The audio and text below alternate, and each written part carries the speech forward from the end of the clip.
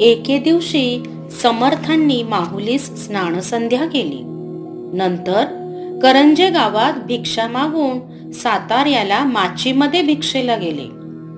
शिवाजी महाराज रायगडावर आहेत अशा समजुतीने ते वाड्यातही भिक्षेस गेले आणि जय जय रघुवीर समर्थ म्हणून गर्जना केली.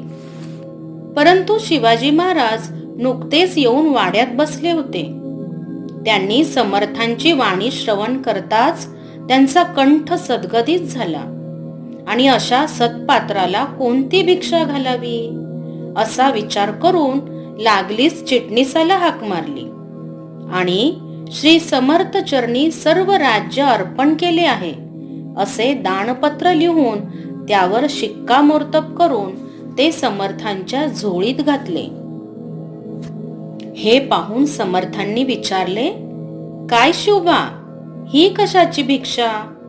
मुठभर तांदूळ घातले असते तर 2 प्रहरची वेळ तरी भागली असती. आज आमची बोळवण कागदावरच करता की काय? असे म्हणून तो कागद काढून वाचला. तेव्हा त्यात सर्व राज्य अर्पण केल्याचे लिहिले होते. ते पाहून समर्थांनी विचारले, का शिवबा, आम्हाला राज्य का दिलेत? आता तुम्ही काय करणार?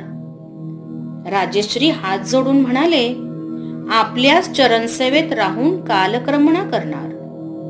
हे ऐकून समर्थ हसले आणि उत्तम आहे, चलावे मजबरोबर असे म्हणून राजेश्रींना घेऊन भिक्षेला गेले. मग 2 प्रहरी वेण्णेच्या काठी जाऊन पाणगे भाजून भोजन केले. नंतर वृक्षाखाली बसून राजेश्रींना फार उत्तम उपदेश केला. त्यातील सारांश अशा प्रकारे, बाप्पा, ज्याचे कर्म त्याने करावे हेच योग्य आहे.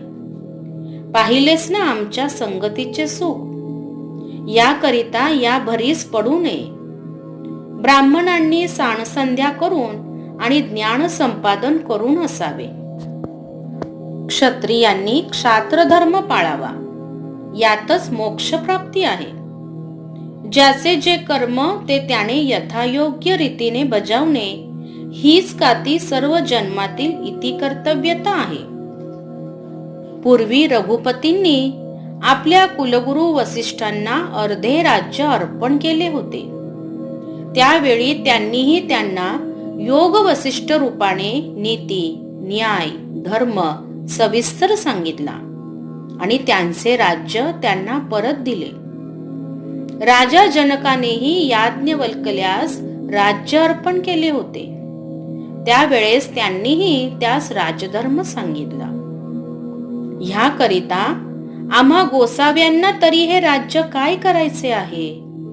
कदाचित घेतले तरी त्याला सांभाळायला प्रधान नको का? तोच तू हो आणि माझेच राज्य म्हणून संरक्षण कर म्हणजे झाले. प्रत्येक गोष्टीत सावधानता असावी, हे ध्यानात ठेव. असे म्हणून सावधानता या नावाचे 25 ओव्यांचे एक प्रकरण त्यांना सांगितले. ते ऐकून शिवाजी राजांचे अंतःकरण सद्गदित झाले आणि राज्य परत घेतल्याशिवाय गत्यंतर नाही अशी वेळ येऊन ठेपली. तेव्हा त्यांनी समर्थांना विनंती केली, आता आपल्या पादुका तरी मजपशी द्याव्यात, म्हणजे त्या स्थापन करून मी आपले राज्य चालवीन. त्याप्रमाणे समर्थांनी आपल्या पादुका राजश्रींच्या हवाली केल्या. नंतर राजश्रींनी पुन्हा विनंती केली, हे राज्य आपले आहे, माझे नव्हे, हे समजण्याकरिता काहीतरी त्यावर आपली निशाणी असावी. तेव्हा समर्थांची आज्ञा झाली, आम्ही गोसावी आहोत, आमचे राजचिन्ह ते काय? भगवी वस्त्र. ह्याकरिता आजपासून मराठ्यांचा झेंडा भगवा करावा. त्याप्रमाणे राजश्रींनी झेंडा भगवा करून पुढे राज्यकारभार चालवला. नंतर राजश्रींना आम्ही एकदा रामेश्वरच्या यात्रेस जाऊन येतो असे सांगून निरोप दिला.